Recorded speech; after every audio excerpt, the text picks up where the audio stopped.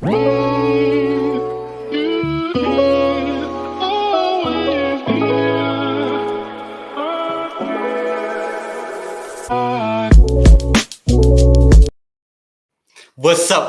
up, people? It's your boy Merv, and welcome to another edition of the Black and Gold Hour podcast, a podcast where we talk about our New Orleans Saints. And today I have a very special guest with me, and I'm glad he's here because it's a lot to talk about. I mean, I tried to get a podcast in after the game Sunday because honestly, that game was my favorite Saints regular season win of all time. It put me through every emotion. It was like a movie. And then right on schedule, the New Orleans Saints have been in sports news all week with Michael Thomas, Jameis Winston, and now Odell Beckham Jr. But here with me today, I got a friend of the show, someone who's always here, producer of Dancing Bulldogs and the Raleigh Film Festival that won Triumphant Series. And he also has a new documentary coming out, producer, sports writer, broadcaster, sports podcast host. I have my guy, Brenden Boylan. How you doing today, bro? Man, made me sound like a super busy guy, but I'm good. I appreciate it. We as me and the Dancing Bulldogs crew just came home with I guess for the film technically it would be the fourth trophy, and for me personally be the third because one of them was just for the composition. I can't take credit for that. Our composer Christian Jessup did a great job, so I can't take credit for that one. But yeah, we won the Triumphant Film Series at the Raleigh Film and Arts Festival, top 100 film festival in the world, according to Film Freeway. So that's really exciting. But we had to run it back, as they say. So myself, Thomas Manning, who's a member of the Southeast Film Critics Association, and then Christian Jessup, who's an award-winning director and composer. We came back to work with a guy named Trice High on YouTube. If you guys haven't checked him out, check out his channel. He gets great basketball content. We're going to team up with him. We're going to work on a documentary about the 1994 Arkansas Razorbacks men's basketball team and their trip to winning a championship, which I think is the forgotten one of the 90s because Kentucky had their dynasty right after that. And then that's right in the middle of Duke's dynasty. You know, they had Grant Hill, Christian Laettner, all that stuff in the mid-90s. And even if you want to go a little bit before that, you had the Fab Five. So I think Arkansas is a forgotten team of that, and we definitely want to highlight those guys. So, but yeah, we're really excited about that. And like you said, New Orleans Saints, man, for my own podcast, I said I might have to have like 7 episodes this week, episode a day. I'm going to have to do some Ross Jackson stuff with just a daily podcast because it's been a crazy week for New Orleans. Right, man. And it's so much to talk about. I kind of just want to backtrack a little bit. And let's talk about Sunday's game, man. And Brendan's also with the Saints News Network. And I know he's been, it's just a lot to talk about. So let's just go back to Sunday. Sunday's matchup, the Saints beat the Buccaneers, Tom Brady, the Buccaneers, the potential Super Bowl contenders, and they were beat by Trevor Siemian and the New Orleans Saints. Let me ask you, what was your reaction to Sunday's win? I think the first one was kind of like what you said. It was a movie, especially produced movies. I guess I can say that. It had its ebbs and its flows and its ups and its downs, and it looked like the storybook ending for Tom Brady to come back from however many he was down. I know CBS tweeted it. I know some other people tweeted it. You know, something like, what time it is. Brady with the ball, less than 2 minutes, chance to win the game.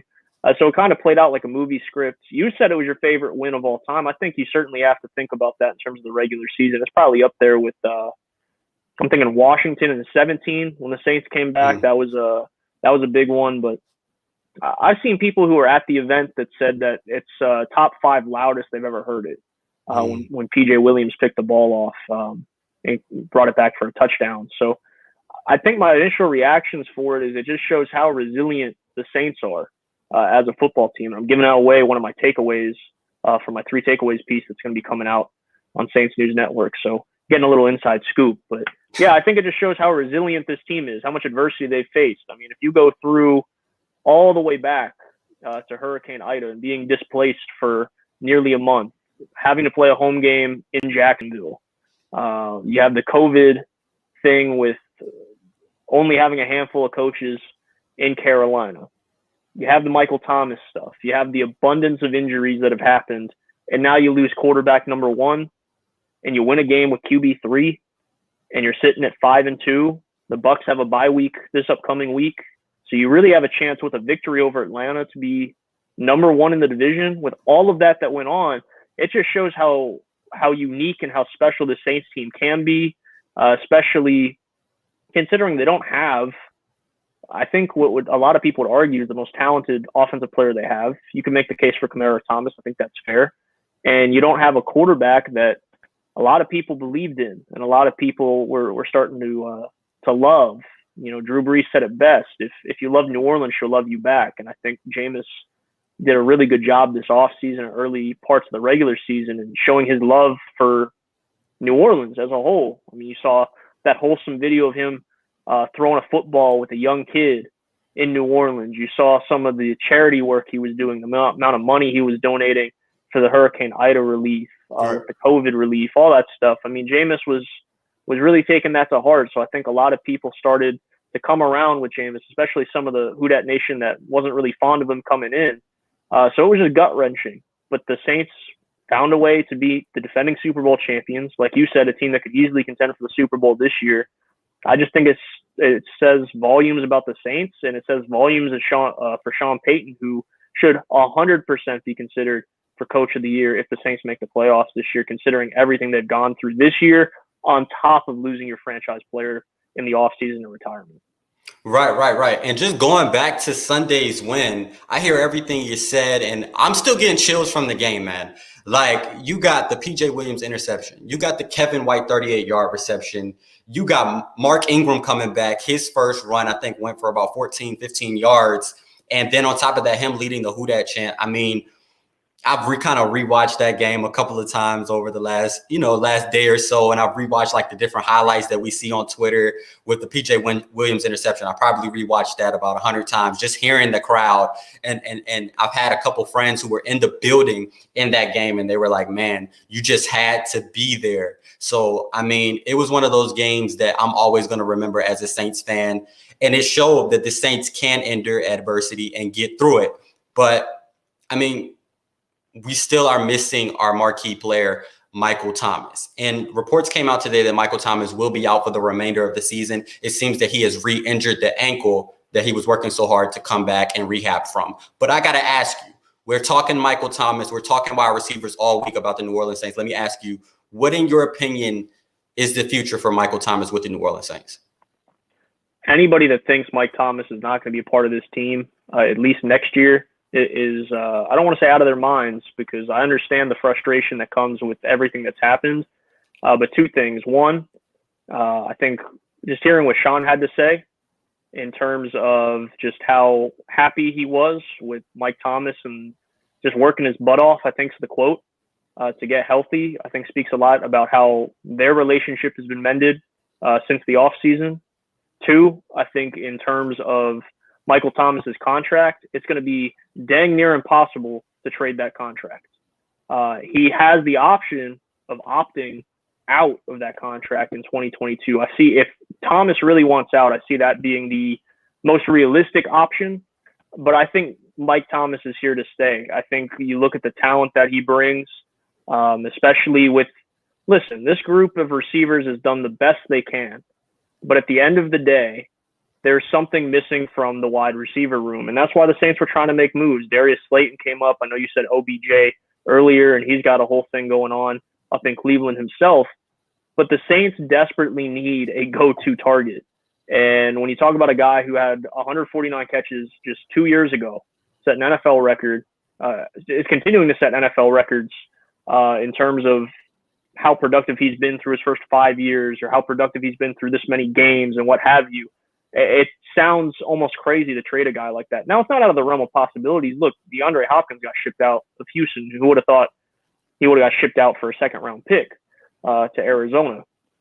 So it's in the realm of possibilities, but I definitely see Thomas being on the team next year. After that, it might be a little bit in question, but he's here to stay, whether Who Dat Nation likes that or not. Right. And I'm not even gonna lie. I was on the side of a lot of Saints fans. There's frustration. It's been a year and more without Michael Thomas. We know what he can do, and we know what he brings to the Saints offense. And we were excited to see what he would do with Jameis, but we never saw that.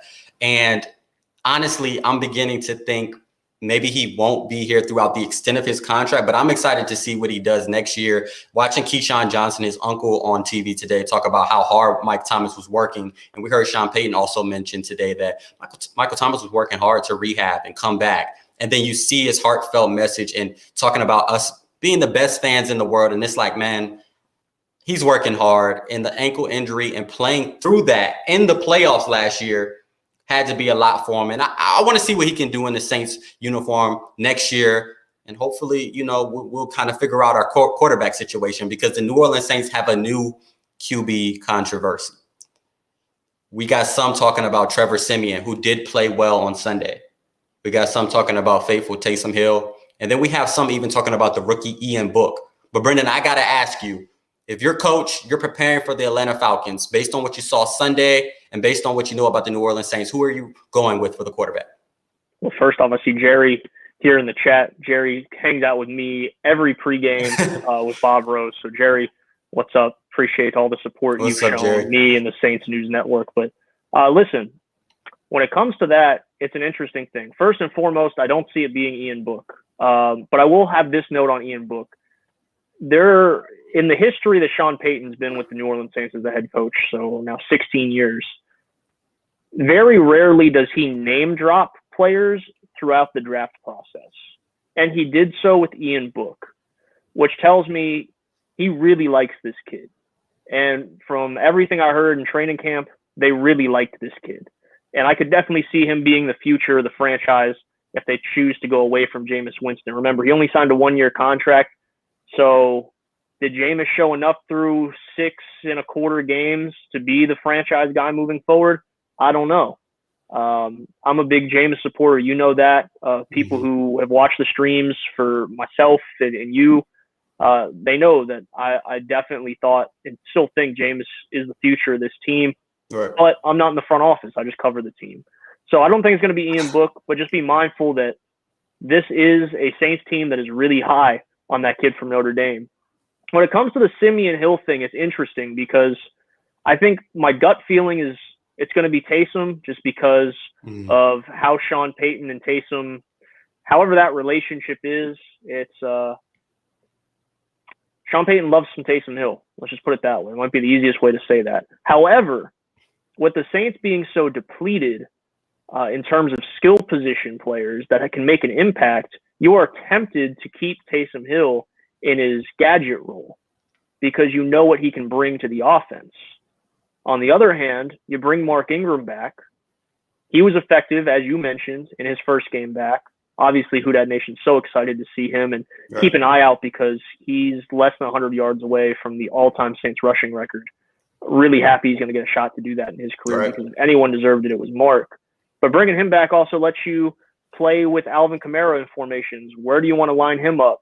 And that brings an extra dimension. Now, Trevor Siemian, I think, played outstanding, especially for being thrown into that situation. And a guy who hadn't thrown a touchdown pass in, 3 years? It had been a little bit for Trevor. So I was really happy and pleased with how he performed. I remember his first year in Denver when he was having success with the defending champion Broncos team, or maybe it was the year after that. I remember saying, just with how accurate he was, I could see him being a Saints quarterback down the road. And what do you know? He is. But the thing with Taysom, and especially going up against Atlanta this week, Taysom had a lot of success against Atlanta in 2 games last year. But Atlanta knows what to expect. So does Sean want to throw a wrench in it and roll with Trevor Siemian? I don't know. But just knowing that Taysom went 3-1 with this team, being a game manager last year, and he's not going to have to do a whole lot more than what Jameis did this year in terms of being a game manager, and he brings some extra aspects to being a quarterback with how mobile he is and run some of those quarterback powers and whatnot. My gut feeling is telling me Taysom Hill. And I know as a fantasy football person, I kind of hope it's Taysom Hill. Right. He's going to rack up points for people just because of the points he's going to get on the ground. Now, I understand the reservation from Saints fans, especially because Taysom didn't throw his first touchdown pass as a starter until I believe it was his 3rd start against Atlanta in Mercedes-Benz. I almost said the Mercedes-Benz Superdome. I'm not used to that, but it's the Mercedes-Benz Stadium in Atlanta. I don't know if if Sean's going to be able to tear himself apart from that little bit of a love affair with Taysom. I like Trevor a lot. If I was the guy, I'd say it's going to be Trevor. And my guy Jerry agrees. If I had my pick, it would be Trevor Siemian. However, just knowing Sean Payton, knowing that he spoke about Taysom being ready to go this week, Taysom practiced today, I think it's going to be Taysom Hill moving forward for this team. And honestly, I think either way, just based on how the offense is running this year and how good the defense is, I don't think you can go wrong either way, honestly. Right. And I think people are really taking for granted what Trevor Siemian did on Sunday. He's not getting reps with the starters. Jameis is the starting quarterback. He comes into a game against a Super Bowl contender. The Tampa Bay Buccaneers look like every bit of a playoff contender and a big threat to win it all this year. And he came in and found peace. He made plays. Now, he did throw one error interception that was kind of mind-boggling, but outside of that, he was able to hold his own. And he also had 25 starts in his career. And I believe, like you were saying, with the Saints not getting a wide receiver yesterday by the trade deadline and having slim hope of getting a wide receiver going forward, you have to keep Taysom Hill as the weapon. You have to have Trevor Siemian at the starting quarterback. And I said this, I think Monday, I would go with Trevor Siemian as the starter. He showed what he could do in a high pressure situation. And we know what Taysom can do as a tight end, as a dual threat for the New Orleans Saints. And now that you have Mark Ingram back, you could create more havoc with Alvin Kamara in the slot a little bit more. I would go with Trevor Siemian, but you're right. Taysom Hill, I mean, he was promised a chance to be a quarterback, and now his opportunity is here. And we might see him for the first game, but I believe that if he doesn't play too well in Atlanta, Trevor Siemian will be the quarterback down the line for the New Orleans Saints. But let's talk quarterback. Let's talk Jameis Winston. And I know Jameis is your guy, and you know Jameis is my guy, and Jameis kind of won the hearts of Who Dat Nation. But I got to ask you, in his 6 starts in a quarter, let me ask you, how did you think Jameis Winston did this season? I think the training wheels were on for about 4 weeks, if I'm being honest. I think even in that loss to the Giants, in the win against Washington, and then the gutsy performance win in Seattle, I think you started to see Jameis click in the offense a little bit better. And it was a good sight to see. So the first couple weeks you have to kind of take with a grain of salt because there's a learning curve. There's a process. And you ask Drew will tell you, Sean's system's not easy to pick up. You ask Drew, Jameis was in his pocket the entire year last year asking questions and this and that. And Drew almost had to say, be you. Don't try to mimic me. Be you. And that even goes back to Teddy Bridgewater said that when Drew was injured and he started, just be you. And that's how important it is. And I think that's one thing Drew did a good job instilling in Jameis. And we started to see the best version, that be you version of Jameis down the stretch. However, we didn't get to see it materialize with a full roster and a healthy roster. And that's a little disappointing too. You never had a full strength offensive line for Jameis. You never had receiver 1 and receiver 2 for Jameis. And you had Alvin Kamara, but you didn't have a running mate with Alvin Kamara, even though in the preseason, Jameis said Latavius and Alvin were one of the best running back tandems in football, if not the best. We never got to see all that materialize. So I think there was a lot of things that were going against Jameis. But here's the thing, man. When it comes to bringing him back and that potential, I think he showed through 6 games, not just to the Saints, but a lot of guys in the league. I'm worth the chance. I'm worth bringing in and seeing, hey, can this guy compete to be a starter? Unfortunately for Jameis, because of the injury, I don't think he's going to get the payday he thought he would. So I think the safe move for Jameis would be to come back to New Orleans, reprove he could be the starting quarterback, should have competition next year. Whether it's Ian Book, whether it's Taysom Hill, whether it's both of those guys and Jameis. There's a lot of possibilities here. There's a lot of guys in the building that they like. But I think the smartest thing for Jameis would be come back. I think he proved that he's more than capable.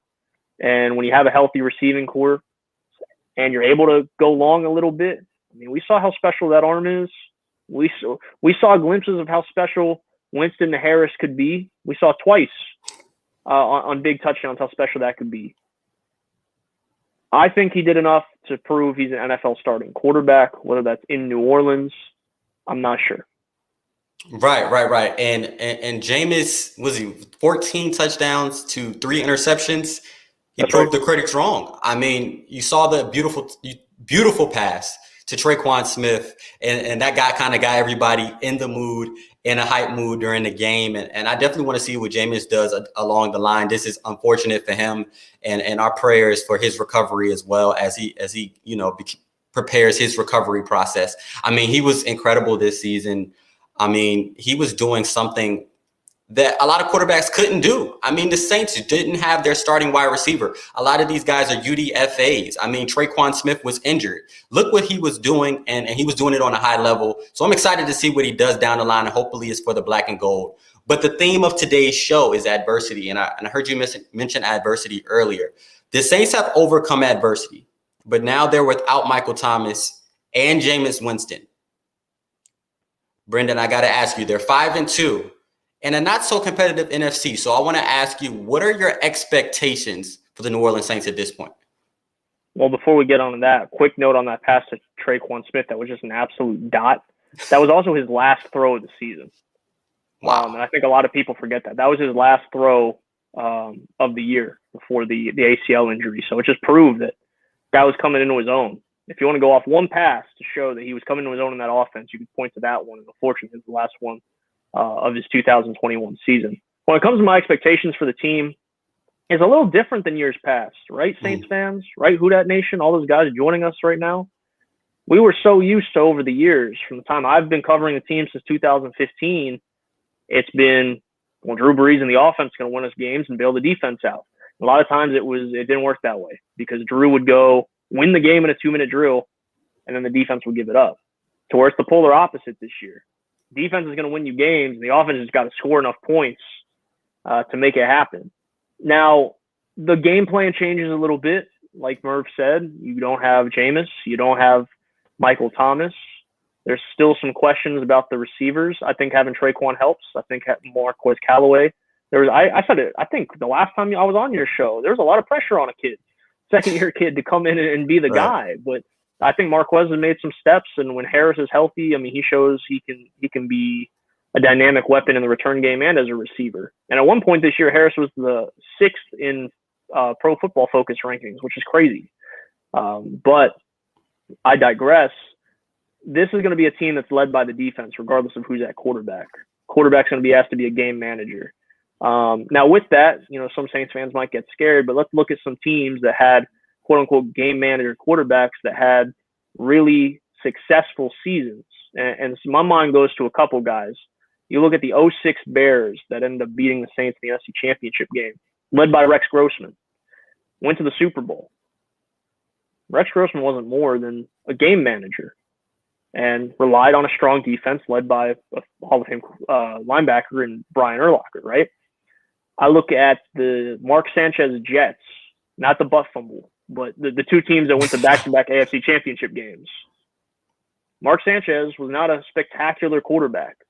He was a game manager with a solid run game and a strong defense. They went to back-to-back AFC Championship games. You look at one of my favorite game managers of all time, excluding the 2011 NFC divisional playoff game, because I know Saints fans don't like to talk about that. I think that's one of the forgotten heartbreaks, is Alex Smith. Was a pure game manager throughout his entire career and had success in San Francisco, had success in Washington, had success in Kansas City before Patrick Mahomes. There's a recipe for this. And the Saints have Boom and Zoom, which is a great backfield tandem. They have the number 2 defense in the league in terms of points allowed. And they were starting to hit their stride offensively a little bit before the injury. So if the Saints could pick back up, hit some strides offensively, defense continues to play well, and you have a quarterback that just manages the game. We just talked about how good Trevor Siemian was. He managed the game. Talked about Taysom Hill's success last season, excluding the Philadelphia game. He managed the game. So if the Saints could just do that, I could see the Saints definitely be a playoff team. I don't know about a division winner because Tampa Bay is just super talented. And remember, Saints fans, they didn't even have a full healthy unit in week 8, which is scary. They didn't have AB. They didn't have some starters on the defensive side of the ball.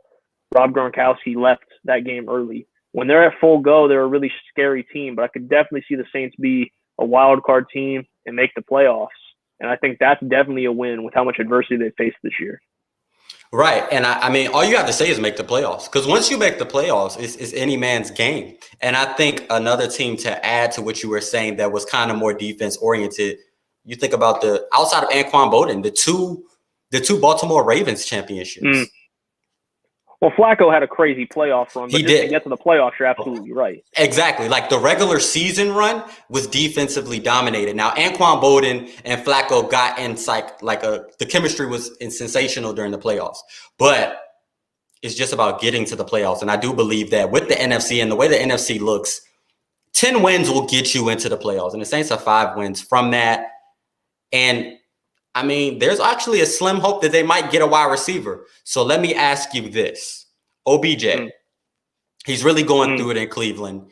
You saw what his dad put on Instagram last night, you know, the YouTube video of Baker Mayfield missing Odell Beckham Jr. for 11 minutes. Now, a lot of receivers are open at times where they're missed. But I got to ask you about the Odell situation. If he is cut, is there any potential that the New Orleans Saints can get the receiver? And do you think Odell would benefit from playing with Trevor Siemian and Taysom Hill this season?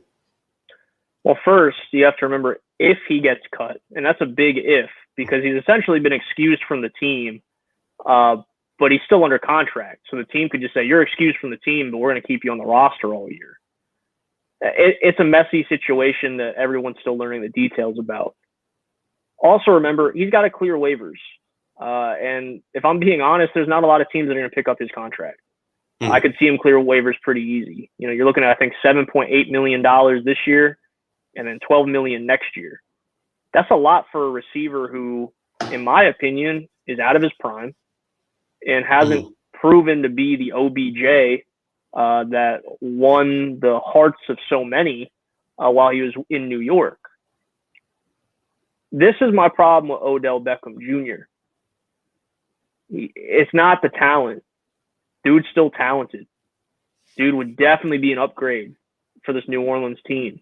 But I'm going to use a comparison of a guy who's now actually in Tampa Bay that the Saints brought in for a tryout a couple years ago. And that's Antonio Brown. And man, you talk about a perfect match up in heaven in terms of like the Madden world. Could you imagine having Mike Thomas on one side, Antonio Brown on the other in Madden, and both those dudes are healthy and there's no off the field drama? Man, you'd be balling. Or in Antonio's world, you'd be booming, right? But what happened? Sean Payton said, hey, Antonio, we're going to bring you in for a tryout, but I don't want a camera crew. I don't want your posse here. We're just going to try you out.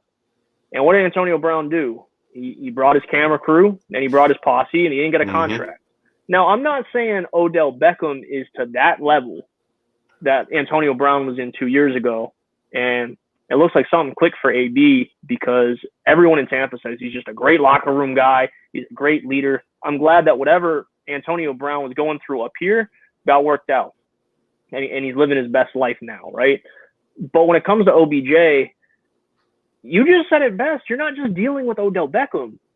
You're dealing with everybody in his circle. You're dealing with his father who feels, I'm going to post this video on Instagram. And think about the one thing that's been so good about the Saints over the years. That locker room, that chemistry, that family. I'm not saying that Odell's a locker room cancer, but I'm saying bringing a guy like that into a system and into a locker room that is as strong as it is may not be the best move.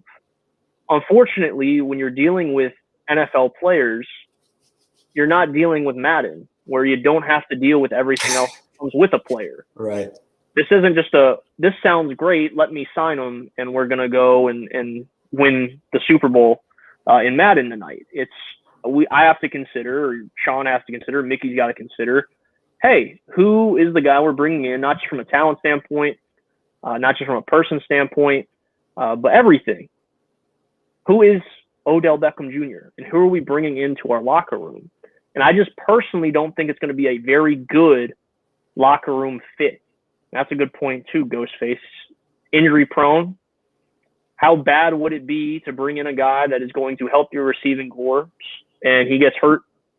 You know, there's a lot of factors to it. If he clears waivers and the Saints can get him on a 1-year contract for like $1 million, sure.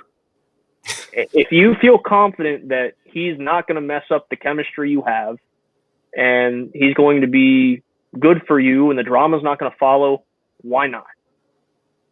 But I think there's other options out there that could benefit New Orleans without all that with it. And Deshaun Jackson is one of those guys. I know he's older, but the veteran leadership, the ability to take the top off, solid hands. I might be more willing to go grab a guy like Deshaun Jackson because you're not getting all the drama that comes with it.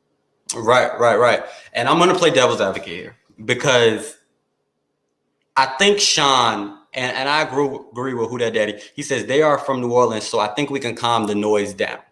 I think when it comes to Odell Beckham, I believe that Sean Payton will get him his targets, but I also believe that Sean Payton will kind of control his ego, kind of like with Adrian Peterson. You remember when he was here in New Orleans, Sean Payton, the leash was very short for egos and players that are only focused on themselves. I believe you bring them into our system, get them acclimated here. Imagine OBJ and Michael Thomas down the line if he gets an extension with Jameis Winston and how he was playing. That would be incredible. So I do believe that the New Orleans Saints can go far, and I do believe that they should have their eyes on OBJ. I believe that if he is cut. Now, we'll see what Cleveland does. It doesn't sound like they necessarily want to cut him at this point as of the news today. But since he was sent home from practice, it just seems like the relationships are kind of flared and it's going south very fast. So hopefully we keep monitoring that. Hopefully we keep monitoring the success of the New Orleans Saints. But one thing we can say that this defense is a championship defense and can take this team far. But Brenden, I got to ask you, and we kind of go back, this wide receiver group, who is one person you can expect to potentially stand out as we go further into the season? If he stays healthy, I've been saying it all year, it's Deontay Harris. And that's just based off the strides he's made. Remember, coming into the league, it was just he was going to be a return man. Wasn't utilized as a receiver at all. We saw some of it towards the end of last year. Then he had the neck injury. We saw some of it in the playoffs against Chicago and then Tampa, and then he got hurt. Saw him make strides, like I said, 6th in Pro Football Focus, and then he got hurt. So if the guy can stay healthy, I think because of how dynamic he can be downfield, and also his size, low center of gravity, you're able to throw a ball low if you need to. And he's proven he can do dangerous things in space, but he's also not a bad route runner. So I think that would be the one guy. I know a lot of people are pointing towards Marquez Callaway. He had a lot of hype this year, and he's growing for sure. But I would definitely say Harris is the guy to watch. I'd also keep a close eye on Traquan Smith. I know a lot of Saints fans are ready to kind of just be done with that project, but he's going to be asked to take on a lot of responsibility. And the number I like to throw at people all the time is since he's been drafted, out of eligible Saints receivers, he has second in terms of touchdown receptions behind Michael Thomas. And that was coming into the season. Now that he caught one, I don't know. He might be tied. He might be first. I don't have the numbers right in front of me. But Traquan has proven he can get in the end zone. That's going to be the one thing is can Traquan step up and finally be what the Saints need him to be? And when it comes to your point with OBJ, that would be an interesting thing because you look at what Bill Belichick was able to do over the years up in New England with personalities that came in. Randy Moss. The forgotten one is Chad Ochocinco. Ochocinco was real quiet while he was up there. He had a catch in the Super Bowl. A lot of people forget that. But he was real quiet and wasn't the Ochocinco of prior years. And you even look at the short time that Tim Tebow was in New England. Not that Tim's a big locker room problem, but he's got people that follow him and a huge fan base. Let's just put it that way. Didn't hear a lot from Tim either. So if Sean's able to bring a guy like OBJ in and kind of control it like Bill did over the years in New England, I could definitely see it happen. But like we talked about, it's all about clearing waivers first. And that's going to be the big thing. And that's the most important thing. And I believe that anything that Sean Payton is coach of the year candidate, and that's how we're going to wrap up the show. He is a coach of the year candidate, if not the person who will win it this year with all the adversity that the New Orleans Saints have faced. I mean, I'm excited to see what they do as we progress. The Saints are 5-2. I don't think it's time for us to throw the towel in at all. If you look at the NFC, the New Orleans Saints are one of the strongest teams in the league, missing some pieces at wide receiver, but they are able to make plays. Sean Payton is able to scheme people open, and we have Boom and Zoom back. So I'm excited to see what happens. I got to thank my guy, Brenden, for coming on. Appreciate all you guys at the Saints News Network. I really appreciate it, man. Thanks for coming on, man. Yeah, man. Thanks for having me. As you know, anytime you need me, just holler at me. Yeah, and that's my guy. I reached out to him like yesterday. I was like, yo, man, you down to come on? He was like, sure, man. And we locked it in, and here we are. And I got to really thank him for coming on. But you guys check out his work at the Saints News Network. Be sure to check out the Dancing Bulldogs documentary. We'll be back later this week to review the Saints' upcoming matchup against the Atlanta Falcons. But everyone, stay safe. Be blessed. Who dat?